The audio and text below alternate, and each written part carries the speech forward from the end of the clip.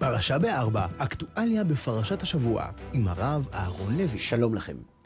השבוע התפרסמה בתקשורת ידיעה, ולפיה החליט טייס נוסף לא רק להפסיק לטוס, אלא גם להפסיק ללמד טייסים חדשים איך לטוס. את הסיבה לכך הסביר הטייס במילים הבאות: סיימתי את הפרק הזה בחיי, הוא אמר, הבנתי שאני לא יכול להמשיך עם הכיוון הזה. למדינה יש שתי רגליים, אחת דמוקרטית ואחת יהודית, ויש ניסיון לפגוע ברגל הדמוקרטית, ולזה אני לא מוכן לתת יד. אני לא סרבן, הוא אמר, כי אם אקבל צו 8 אבוא, אבל זה עניין של מצפון. אלה חברים שאתמול התברר שלא רק לטייסים יש מצפון, גם לרופאים יש. אתמול נערך ראיון עם מנהל מחלקה בבית חולים חשוב שהחליט לעזוב את הארץ כדי לנהל בית חולים בארצות הברית. בראיון שנערך איתו הסביר הדוקטור את ההחלטה, וכך הוא אמר: זה כבר לא קשור רק למהפכה, הוא אמר למראיינת. את רואה את הקרע שיש, וזה קרע שלדעתי לא יתאחה. אני לא יכול שהבנות שלי יחיו בכזה מקום. הם גדלו במדינה עם ערכים דמוקרטיים יהודיים, וזה הופך להיות ללא דמוקרטי וללא יהודי. ולמרות, חברים, שאני האחרון לזלזל בטייסים ורופאים שמקדישים את החיים שלהם למעננו, יש משהו בדברים שלהם שלמרות כל הזכויות שיש להם, ויש להם הרבה, אני בכל זאת לא מצליח להבין. לפני מספר שנים הוזמנתי להרצות בפני טייסי קרב במסגרת יום עיון שעסק במורשת ישראל, אבל בגלל שהמארגנים הזהירו אותי שלא לדבר על יהדות ביום המורשת היהודית, כדי שהטייסים לא יתלוננו על הדתה כמובן, אז במקום לעסוק ביהדות, פניתי עליהם בשאלה. ברור לי, אמרתי להם, שאתם אוהבים את החיים לפחות כמוני, וברור לי שמדי יום אתם מסכנים את החיים שאתם כל כך אוהבים. וכיוון שברור לי שאתם לא קלי דעת שמוכנים לסכן את החיים החשובים שלכם עבור דברים פחות חשובים, לא ברור לי למה בחרתם במקצוע הזה. מה גורם לכם לסכן את החיים יום יום? מה כל כך חשוב במה שאתם עושים? פשוט מאוד, אמר לי אחד הטייסים, אנחנו מגינים על מדינת ישראל, שהיא גם הדמוקרטיה היחידה במזרח התיכון, וגם המאוימת ביותר, ועם כל הענווה, בלי חיל האוויר ארון, הסיכוי של הצבא להגן על המדינה לא גבוה במיוחד. זה בסדר גמור, אמרתי לו, אבל מה כל כך חשוב במדינה הדמוקרטית הזאת ששווה לסכן בעבורה את החיים? הרי יש דמוקרטיות לא פחות נוצצות משלנו, וגם לא פחות תרבותיות משלנו, ובמחיר הרבה יותר זול משלנו. אז לשם מה להתעקש על דמוקרטיה דווקא במקום שנקרא המזרח התיכון? אי אפשר משהו יותר בזול? אני מתפלא עליך, אמר לי טייס אחר, אתה הרי אדם דתי, אתה יודע לא פחות טוב ממני שהדמוקרטיה שעליה אנחנו מדברים היא לא רק דמוקרטיה, דמוקרטיות יש הרבה. מדינת ישראל היא הדמוקרטיה היחידה במזרח התיכון, אבל היא גם המדינה היהודית היחידה בעולם. מדינת ישראל, הוא אמר, ניצבת על שתי רגליים, אחת דמוקרטית ואחת יהודית, ואם היא תחרב, אולי אהרון תהיינה מדינות עם רגל דמוקרטית לעבור עליהן, אבל לא עם רגל יהודית, ועל הרגל הזאת אנחנו נלחמים. אנחנו מסכנים את החיים שלנו כדי להגן על המדינה היהודית היחידה בעולם. עם זה אני מסכים לחלוטין, אמרתי לו, אם הייתם מסכנים את החיים רק בשביל הרגל הדמוקרטית, לא הייתם מבין למה אתם עושים את זה, שהרי כבר הסכמנו שעל דמוקרטיה אין לנו מונופול. אבל כשאתה מצביע על הרגל היהודית כדי להצדיק את מה שאתם עושים, אני בוודאי מסכים לגמרי. מדינה יהודית נוספת אכן אין עוד בעולם, ולכן כשבשביל הרגל המיוחדת של המדינה אתם מסכנים את החיים שלכם, זה כבר סיפור אחר, כי כל בר דעת מבין שבשביל משהו מיוחד תמיד משלמים יותר. לכן, חברים, לא כל כך הבנתי את הטייס שהחליט להפסיק להתנדב. את הרופא שהסביר שהוא עוזב את הארץ בגלל שבעיניו המדינה הופכת לא רק פחות דמוקרטית, אלא גם פחות יהודית, אני עוד מסוגל להבין. אם היא באמת הופכת לפחות יהודית, אז בשביל מה להישאר בה? הרי מדינות דמוקרטיות ולא יהודיות יש לא מעט, וגם משלמים שם יותר. אז לשם מה לרפא חולים בזול, אם אפשר לרפא ביוקר? אבל את הטייס אני ממש לא מבין, בטח לאור מה שאמרו לי החברים שלו בהרצאה. אם טייסים מסכנים את החיים כדי להגן על המדינה, בעיקר בגלל הרגל היהודית שלה, למה כשפוגעים ברגל הפחות חשובה שלה הוא מפסיק לטוס? הרי מהטייסים למדתי שהם מסכנים את החיים שלהם דווקא בגלל הרגל היהודית, לא? אם בכל זאת בגלל הפגיעה ברגל הדמוקרטית הפחות חשובה של המדינה, הוא מפסיק להגן עליה, זה אומר בעצם שבעיניו הדמוקרטית חשובה יותר מהיהודית, ואם היא אכן חשובה יותר, אז למה מלכתחילה לא לגור במדינה דמוקרטית שבה בכלל לא צריך לטוס, כי אין מי מאיים על המדינה? אלא חברים שבמחשבה שנייה, בעצם גם את הרופאים אני לא כל כך מבין. הם הרי לא בחרו להיות רופאים בגלל כסף או כבוד, הם בחרו במקצוע המורכב והחשוב הזה בגלל שהם רואים בהצלת חיים ערך חשוב מאוד. אלא שאם ערך החיים חשוב ובגללו הם רופאים, למה כשפוגעים ברגל הדמוקרטית של המדינה היהודית, הם יורדים לחול? אם הם מאמינים שהם מצילים את החולים במדינה, וזה באמת נכון, למה הם מפקירים את החיים של החולים במדינה שלהם רק בגלל שהיא פחות דמוקרטית? מה אשמים הפציינטים החולים שהרוב הבריא במדינה החליט להיות פחות דמוקרטית? מה, אבות אכלו בוסר ושיני בנים תקהנה? חוץ מזה, אם הדמוקרטית כל כך חשובה בעיני הרופאים, עד שערך החיים של החולים נדחה מפניה, זה אומר שהם לא יהיו מוכנים לטפל בחולים לא דמוקרטיים. אלא שאם זה נכון, איך זה שישנם רופאים שנוסעים לרפא חולים במדינות שאפילו לא שמעו את המילה דמוקרטיה?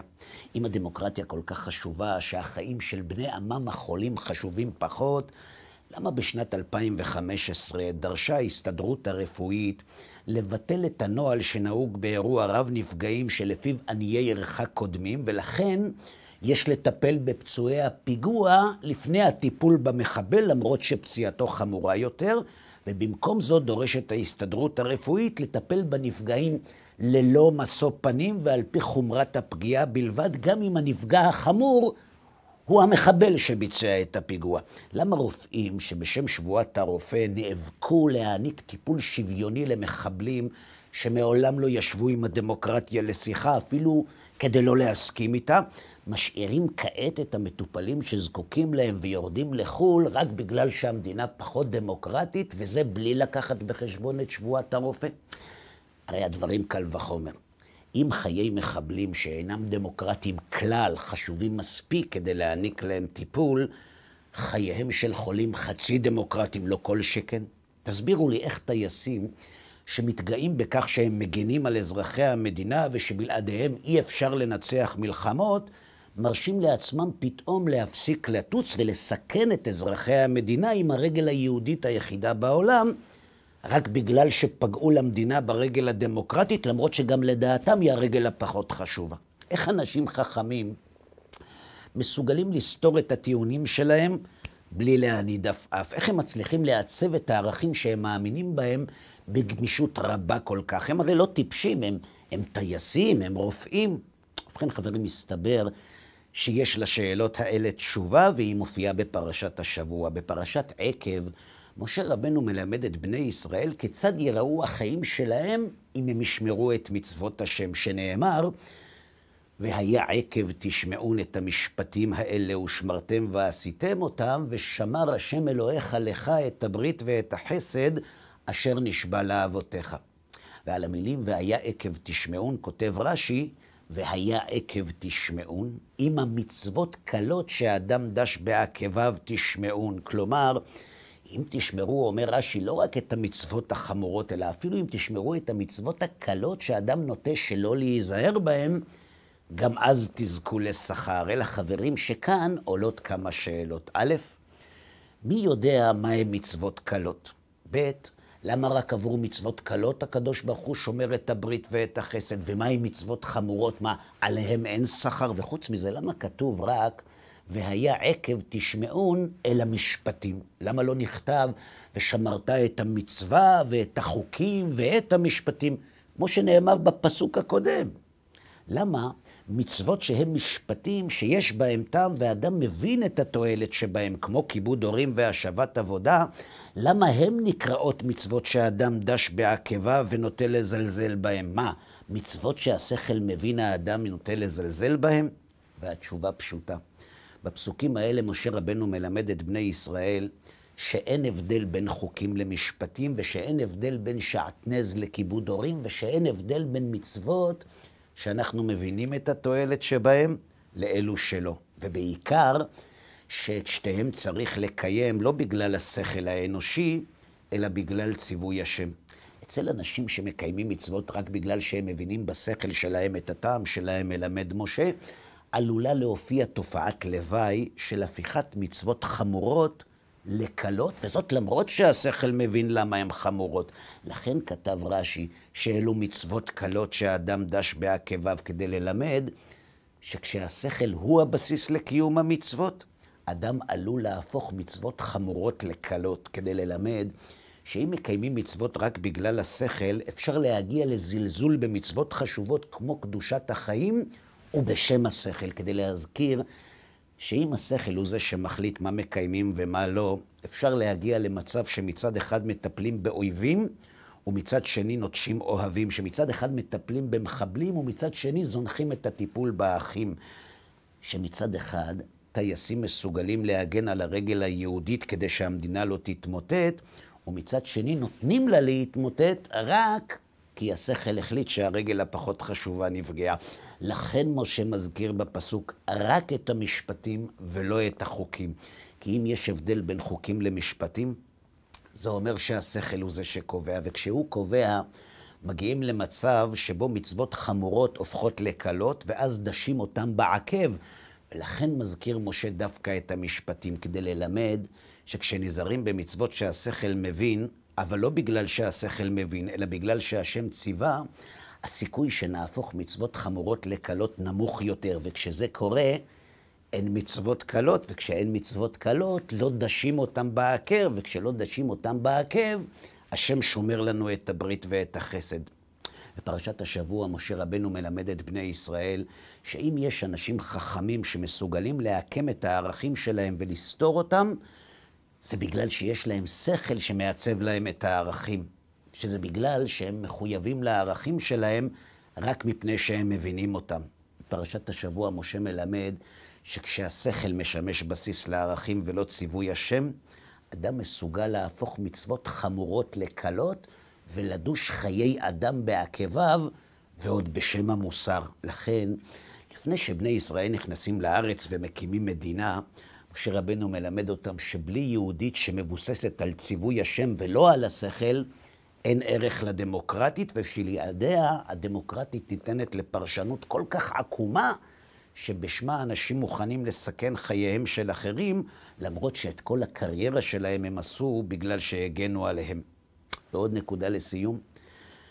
בשנת 2015, אחרי שהממשלה אישרה ברוב דמוקרטי את ההצעה ולפי המחבלים שובתי רעב שבזים לדמוקרטיה, יוזנו בכפייה כשיגיעו למצב של סכנת חיים, הורה יושב ראש ההסתדרות הרפואית לרופאים לא לאכוף את החוק בטענה שהוא מנוגד לכללי האתיקה הרפואית. אבל כשהתברר שישנם רופאים שבשל הפגיעה בדמוקרטיה החליטו לעזוב למנוחות את הארץ ולנטוש את החולים להנחות, איש לא טען שהדבר מנוגד לכללי האתיקה.